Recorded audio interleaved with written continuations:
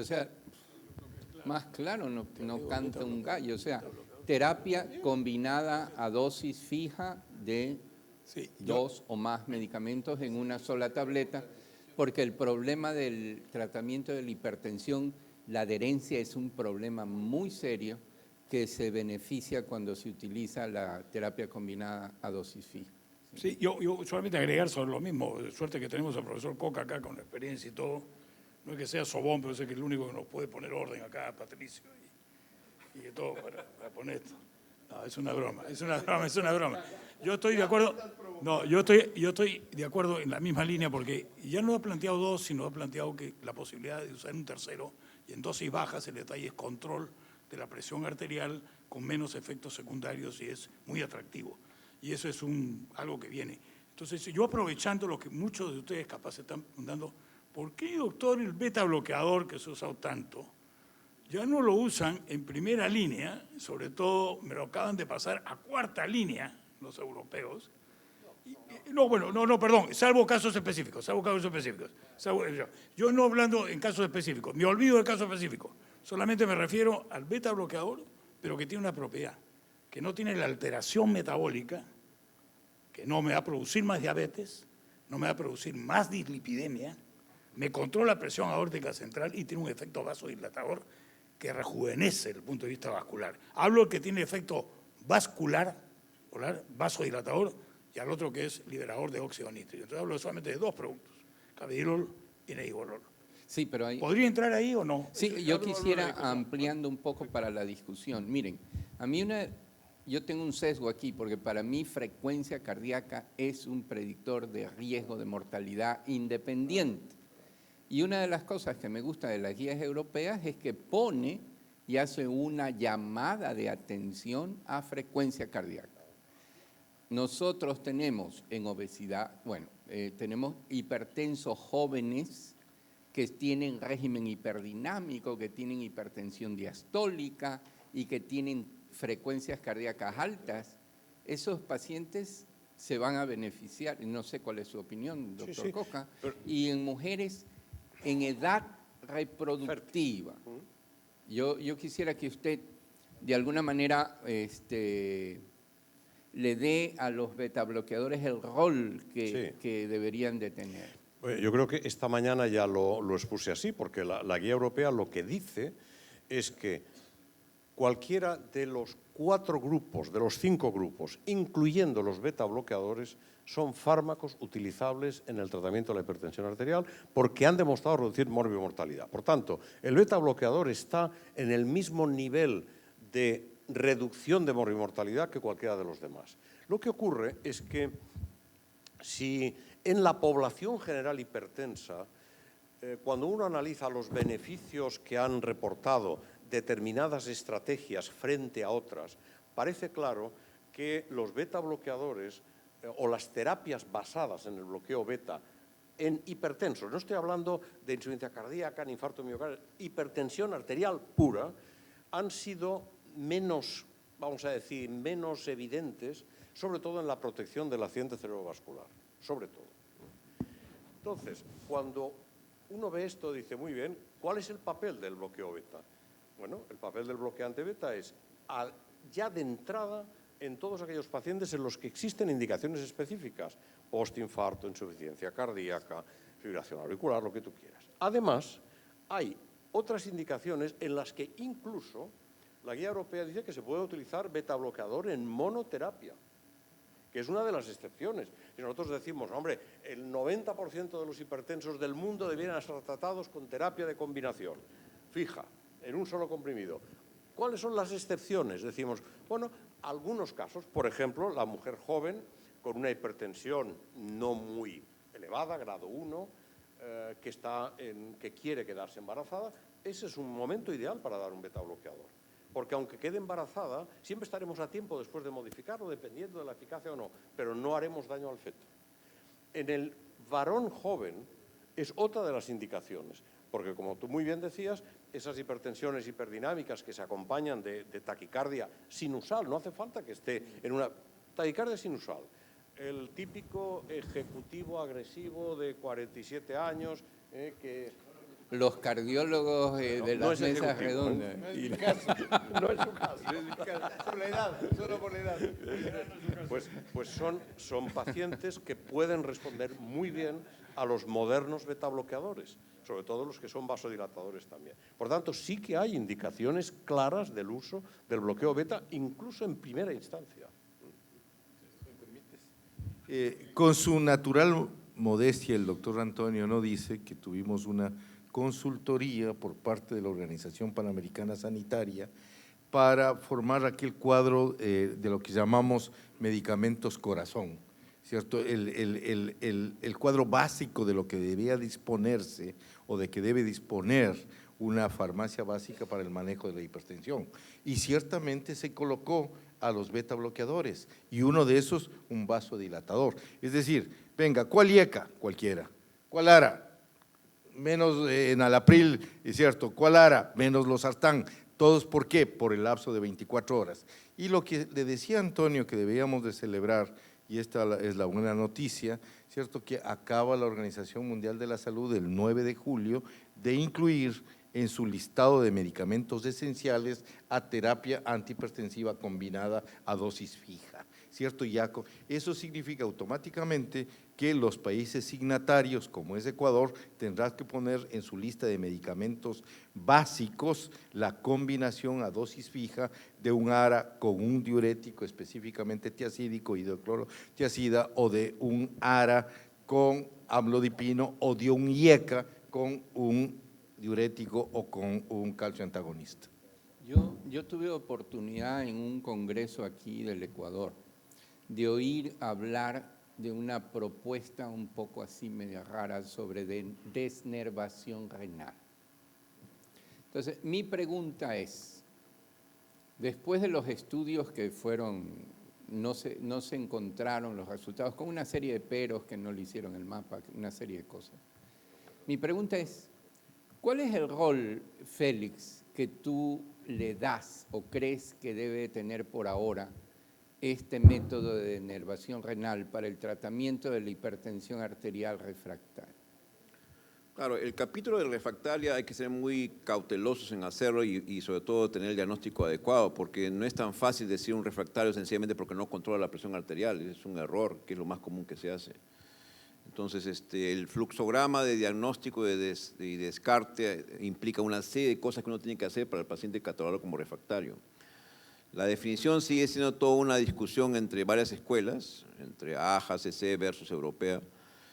Clásicamente, si uno dice que ya está con 3 fármacos de primera línea, dosis máximas, incluyendo un diurético, y no responde, quiere decir que es un paciente refractario. Otros dicen que no, a raíz de los estudios con espironolactona, dicen no, si tiene que estar incluyendo espironolactona para que recién le diga que es refractario. Entonces ya la lista se va empezando a aumentar, y otros dicen no, si tiene 5 fármacos recién es un refractario vasoresistente. Entonces el tema ahí es bastante complicado. Supuestamente las series más interesantes son las europeas, los alemanes publicaron las series más, porque al principio Brian Williams alarmó un poco a la gente diciendo que los refractarios son como 30%, pero en realidad era mucho menos. Y las series más limpias, tipo alemanas, mostraron que es entre 5 a 7%, y probablemente sea ese valor, 5 a 7% de los pacientes que ustedes manejen, probablemente potencialmente sea un refractario. Pero eso significa dosis máxima de toda la terapia convencional, buenos antihipertensivos de buena calidad, que es un gran problema que nuestros países tienen, que no son de buena calidad, no están bien validados, y que estén en combinaciones adecuadas. Todas esas cosas son los requisitos. Y habiendo descartado puntos claves, a la cabeza apnea sueño, obesidad, etcétera, etcétera, una serie de cosas que puede estar interfiriendo y no es un refractario propiamente. Yo creo que en el capítulo no está cerrado, yo creo que el capítulo de denervación renal, por lo que pasó ahí, y la gente que estaba involucrada ahí son gente muy respetable, son gente que sí sabe ser clínicos, y bueno, falló el estudio por muchas cosas que, de repente el apresuramiento, la ansiedad por querer tener ya la fórmula mágica. Todavía están en curso muchas intenciones ahí, pero yo creo que probablemente sí nos vamos a dar con un paciente que hacemos todo lo debido y aún así no controla la presión arterial. Y yo creo que más que todo es cuestión de técnicas, ¿no? Porque la lógica sí existe, ¿no? O sea, sí tiene sentido que uno pueda entrar a ese lecho, el problema está la técnica, ¿no? Cómo hacerlo, cuánto infundir, es básicamente técnica lo que uno tiene que hacer. Una cosa es hacer el buen diagnóstico, instalar toda la terapia que uno sabe que funciona, y si a descartar todas las causas secundarias, y si a pesar de eso tienes un 3-5% de refractarios, son refractarios, pues, ¿qué hace con ese paciente? Le puedes dar 5 o 6 medicamentos y no controla, como que por ahí tenemos una que otra experiencia. Entonces, efectivamente puede ser una alternativa interesante. Yo creo que hay que esperar un poco más. No está, al principio hubo un poco de desentusiasmo, pero ahora otra vez he visto muchas revisiones interesantes que están otra vez entusiasmados en lanzarse en mejores ensayos, con mejores dispositivos, con mejor técnica, con más experiencia, para que podamos tener las cosas claras al respecto. Tenemos 37 minutos, porque yo no sé cómo manejan esto, a veces me ponen 0, a veces ponen 60.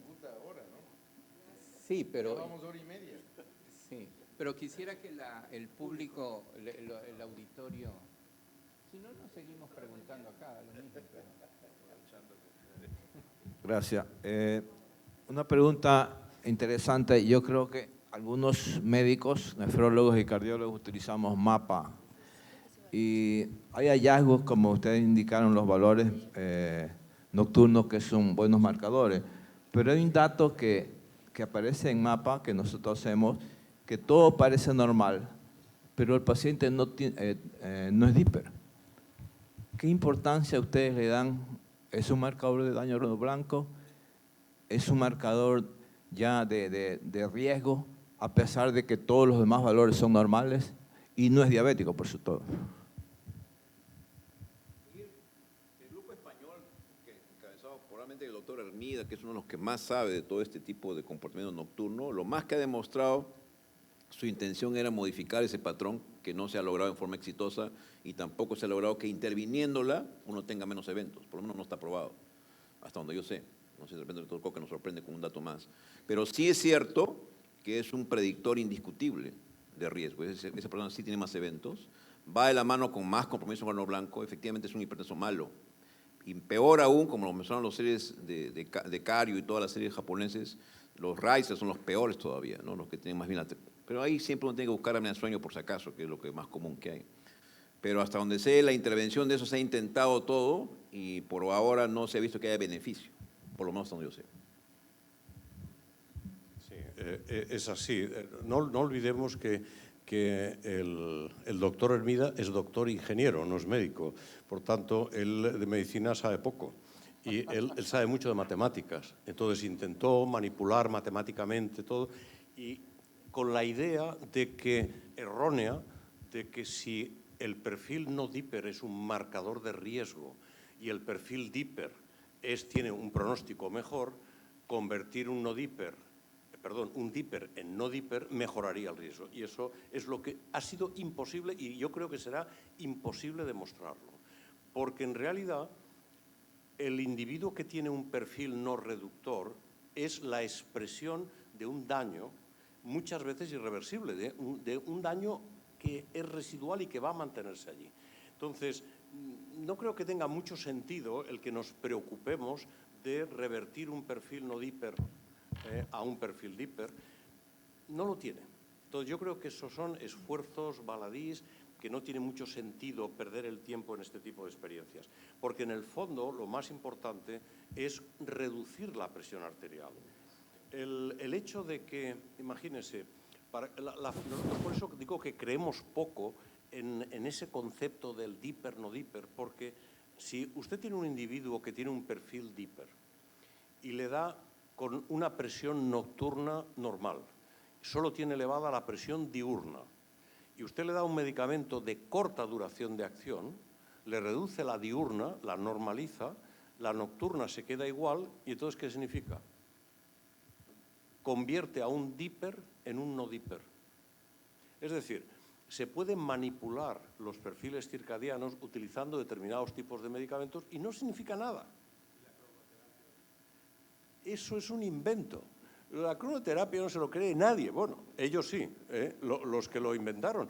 El concepto de cronoterapia que nosotros hemos entendido siempre es el hecho de que si uno tiene que dar muchos medicamentos, es posible que repartiéndolos, algunos por la mañana y otros por la noche, mejore la duración de acción, el efecto sobre el perfil circadiano de 24 horas.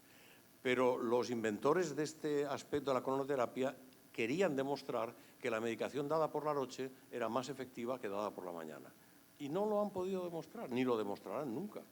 Es imposible, porque la presión está más elevada, salvo en los individuos que tienen apneas del sueño, la presión siempre está más elevada de día que de noche. Y por tanto, son estas cosas que uno lee y pasan años y años hasta que se olvide y se acabó. O sea, yo creo que no hay que darle más vueltas de las que merece, es un tema irrelevante. Si me permites, una pregunta aprovechando que tú has hecho muchos estudios de adherencia, de toma de medicación múltiple o no. La gente hipertensa que toma un medicamento, la idea es en una sola píldora tomar los medicamentos combinados, que es lo ideal. Justamente basándote en tu comentario, ustedes han hecho un estudio, gente que dice, como es un non-dipper, mejor le cambian la medicación en la noche para controlar. Mi pregunta es esto, ¿cuánta adherencia se pierde? Porque más se toma desayuno en la casa que a veces no se come. Si uno toma un solo medicamento, pierde la disciplina. Yo creo que eso es importante, se pierde un porcentaje importante de adherencia. Yo desconozco ese dato, si se pierde adherencia o no, pero lo que sí es que basado en la farmacología pura y dura, sí que es verdad que hay algunos medicamentos que dados por la noche tienen un efecto beneficioso específico. A veces no tanto en eficacia antihipertensiva, pero sí a lo mejor en reducción de efectos secundarios. Por ejemplo, la razón de dar las dihidropiridinas a la hora de acostarse en el SISTEUR fue para evitar el edema maleolar. Porque si uno toma la dihidropiridina vasodilatadora cuando tiene las piernas horizontales y va a estar 8 horas con las piernas horizontales, tiene menos probabilidad de hacer edema maleolar que si lo da uno por la mañana cuando se pone de pie, sobre todo si es camarero y está sirviendo copas en un bar y está de pie 8 horas seguidas. Es decir, claro, pero la razón no es porque eso mejore la mortalidad tal, es simplemente para intentar minimizar el efecto adverso de esa dihidropiridina. O en el caso de utilizar los alfa bloqueadores, es verdad que por el ritmo alfa, si tú los das durante